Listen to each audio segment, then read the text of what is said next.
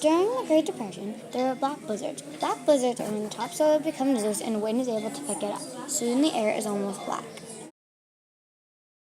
In the early 1930s, there were many black blizzards.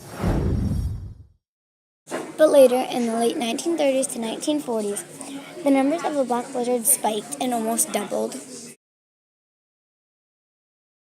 There are many causes of the black blizzards. There was a long drought combined with overgrazing fields by cattle and poor farming techniques by the people. If one of the causes didn't happen, the black blizzards wouldn't have been happening. A drought is a period of time of very low rainfall, leading to a shortage of water. These commonly occurred in the Great Plains, but were never extreme.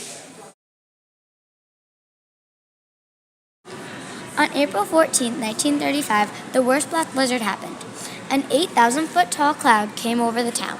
The storm expanded to hundreds of miles wide and thousands of feet high. The storm first hit Oklahoma, then moved south to Texas for the remainder of the day. After the storm, 300 million tons of topsoil was misplaced.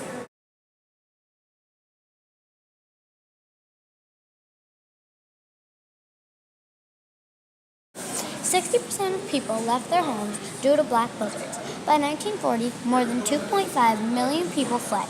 Most people moved to California. The black blizzards affected many states, some much more than others.